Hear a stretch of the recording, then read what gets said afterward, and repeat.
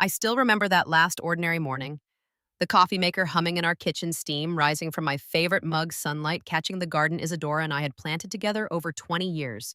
Everything felt so normal, so safe. I had no idea that in just a few hours my entire world would collapse. I thought I knew my wife. I thought I understood our marriage, but I was wrong about everything. What had Isadora been hiding from me all along? Before we begin, let me know where you are watching from today. Drop your location in the comments. If you have ever trusted someone completely and had that trust shattered, this story will resonate with you. Please hit that like button and subscribe to the channel. Stay with me through this journey. I met Isadora at a mutual friend's party back when I was 22 years old. She was working as a nurse at the local hospital, and the moment she walked into that room, something shifted inside me. She had this chestnut brown hair that caught the light, and when she laughed, I swear the whole room got brighter. There was a warmth about her, an energy that drew people in like moths to a flame. We talked for 3 hours straight that first night, about everything and nothing, about dreams and fears and the kind of future we wanted to build. By the time the party ended, I knew I wanted to see her again, and again, and again after that. We dated for about a year before I proposed. Nothing fancy, just a picnic at the park where we had our third date, a simple ring I had saved up for 6 months to buy. She said yes with tears streaming down her face, and I remember thinking I was the luckiest man alive. We got married when I was 23. Those early years were tough financially, but rich in every other way. We lived in a cramped one-bedroom apartment with secondhand furniture and a kitchen so small we could barely fit both of us in there at the same time. But we were happy. Genuinely, deeply happy. I was working my way up as a construction engineer, taking every overtime shift I could get. Isadora supported me through all of it, packing lunches, rubbing my shoulders when I came home exhausted, telling me she believed in me when I doubted myself. Ethan came along when we were both 26. Holding my son for the first time, I made a silent promise to give him everything I never had growing up. 3 years later, Harper arrived, completing our little family. Isadora decided to leave nursing to stay home with the kids, and I fully supported that decision. It made sense. I was earning enough by then, and she wanted to be present for every milestone. By the time I turned 32, I had landed a senior position at a major construction firm.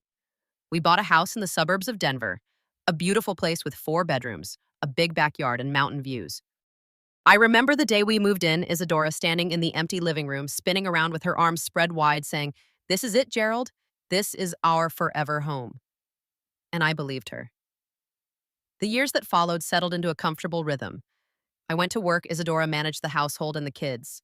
We had dinner together almost every night. I made it a priority no matter how demanding my job got. Weekends were for family. Camping trips to Rocky Mountain National Park, road trips to California, backyard barbecues with neighbors. I tried to be a good husband. I really did. I never raised my voice at Isadora, never made her feel small or unimportant. I bought her a new car every 5 years, let her decorate the house however she wanted, remembered every birthday and anniversary. When she wanted to renovate the kitchen, I said yes. When she wanted to take the kids to Disneyland, I made it happen. I thought we had a solid marriage, the kind other people envied, the kind that would last forever. But about 3 years ago, something started to shift. At first, it was subtle. Isadora would sigh a lot, deep, heavy sighs that seemed to come from somewhere far away. When I asked what was wrong, she would say things like, "Life is just so boring," or "Every day feels the same." I tried to help. I suggested she take a class, maybe pick up a hobby. I found a painting workshop she could join, a book club at the local library. She tried a few things, went to a couple of sessions, then stopped. Said they were not for her. Then the complaints became more pointed. "You do not understand me, Gerald. You do not appreciate everything I have sacrificed." I felt blindsided. I thought I did appreciate her. I told her so constantly. I thanked her for taking care of our home, our children. I brought her flowers for no reason. I suggested date nights, just the two of us. She would go along with it, but there was this distance in her eyes, like she was physically present but mentally somewhere else entirely. I noticed she started spending more time on her phone, texting, scrolling, sometimes smiling at the screen, in a way she had not smiled at me in months. When I asked who she was talking to, she would say just friends or catching up with people from the gym. She had joined a gym about 3 years back. said she wanted to get in shape, feel better about herself. I encouraged it. Whatever made her happy made me happy too. I did not think anything of it. I trusted her completely. 25 years of marriage, 2 children, a life built together. Why would I doubt her? One night I woke up around 2 in the morning and noticed Isadora was not in bed. I found her in the living room, curled up on the couch phone, glowing in the darkness. She was smiling at something on the screen, typing quickly. When she saw me, she immediately turned off the phone. Just reading the news, she said. Could not sleep. I accepted it. Went back to bed, fell asleep again. Looking back now, I wish I had asked more questions. I wish I had paid closer attention. But hindsight is a cruel teacher, and I was still living in the illusion that my marriage was fine. The day that changed everything was a Saturday. About 8 months ago now, I was supposed to be at a site meeting that afternoon, but it got canceled at the last minute. I decided to surprise Isadora. Stopped at the florist, picked up a bouquet of her favorite flowers, those pink peonies she always loved. I even had 2 tickets in my pocket for a concert she had mentioned wanting to see. I was actually excited, planning to suggest we make a whole evening of it. Dinner at that Italian place she liked, then the show. Maybe things had been strained lately, but I was determined to fix it, to show her I was trying. When I pulled into the driveway, I noticed her car was in the garage. Good, she was home. The house was quiet when I walked in. Too quiet. For a moment, I thought maybe she had gone out with a friend, left her car behind. Then I heard it. Laughter. Coming from upstairs, from our bedroom. My feet felt heavy as I climbed those stairs. Each step took tremendous effort, like my body knew something my mind had not yet accepted. The bedroom door was slightly open. Just a crack. But enough. Enough to see my wife of 25 years in our bed with another man. The flowers hit the floor before I even realized I had dropped them. The sound made them both turn. I will never forget the look on Isadora's face. Shock. Fear. And then, strangest of all, something like annoyance, as if I had interrupted something important. The man, I did not recognize him. Younger than me, obviously. Muscular. He had this look in his eyes, not shame, not embarrassment, but almost defiance. Like he was daring me to do something about it. I did not yell. Did not throw a punch. Did not do any of the things you see in movies. I just stood there frozen, feeling like someone had reached into my chest and ripped out everything that made me who I was. The man got dressed quickly and left. I did not try to stop him. What would be the point? Isadora started crying, saying she was sorry, begging me to understand. But then, almost without missing a beat, her tone shifted. You do not understand, Gerald. You have never understood me. I have been so lonely, so invisible in this marriage. I could not believe what I was hearing. She was turning this around on me. His name is Marcus, she said when I finally found my voice to ask. He sees me. He listens to me. He makes me feel valued. I asked how long. She hesitated, then admitted almost 2 years. 2 years.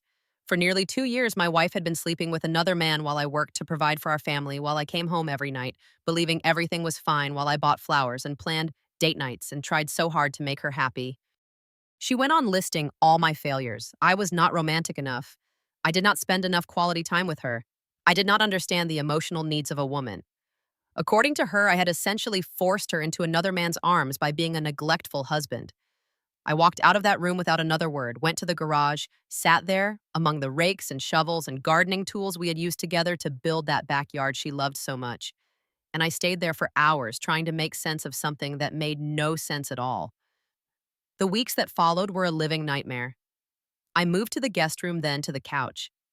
I could not stand being in the same space as her, could not look at her face without seeing the betrayal. I stopped eating properly. Sleep became a stranger. At work, I went through the motions, but my mind was never fully present. Colleagues noticed something was off, asked if I was okay.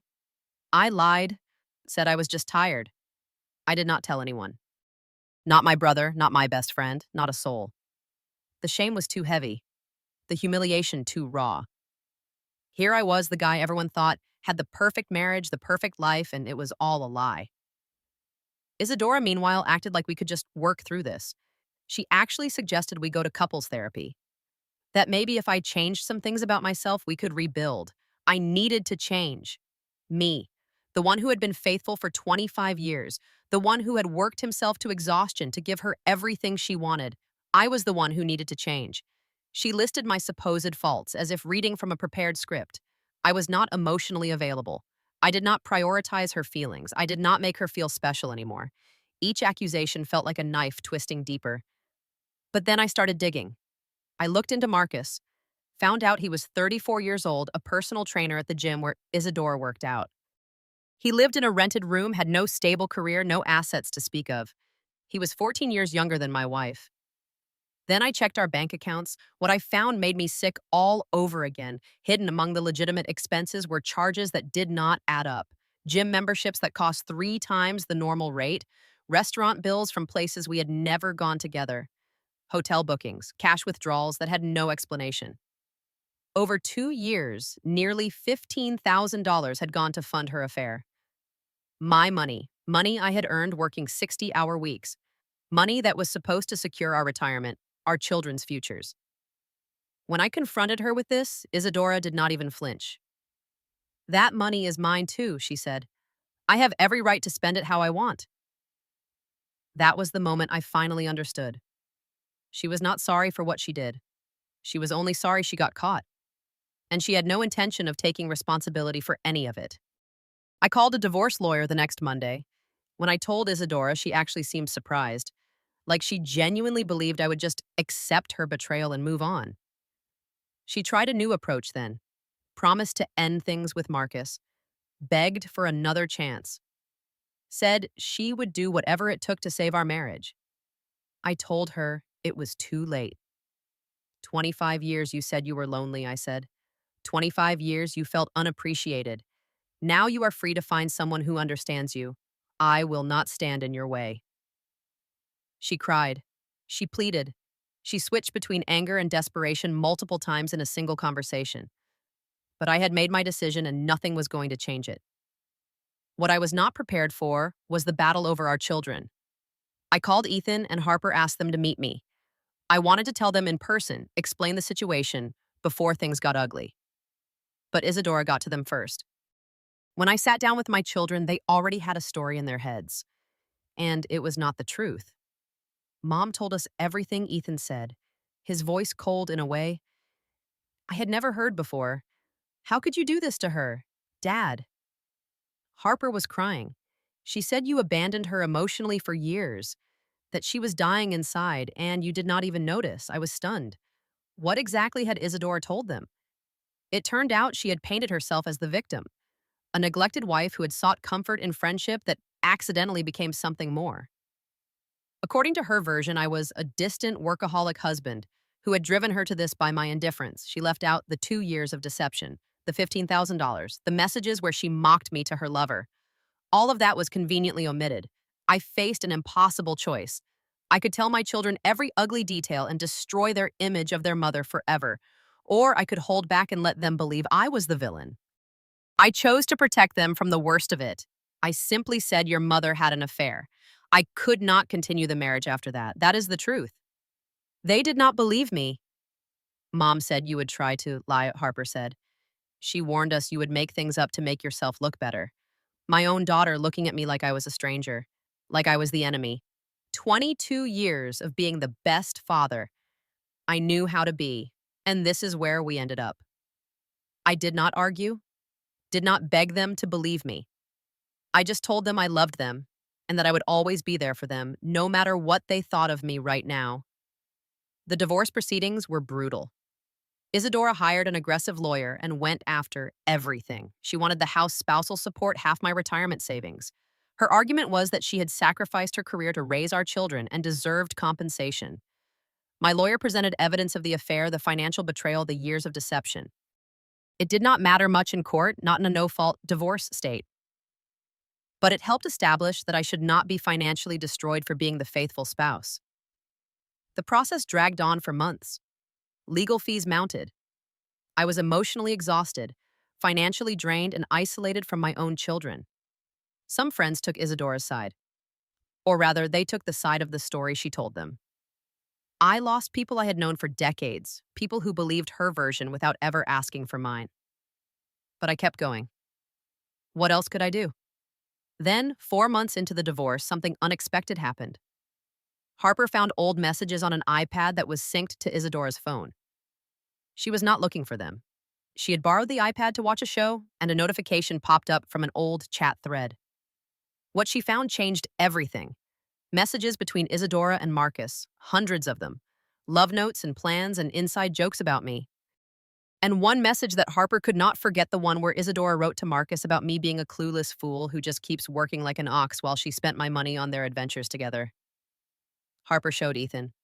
They called me that same night, both of them in tears. "Dad, I am so sorry," Ethan said, his voice breaking. I believed her. I believed everything she said. I did not know.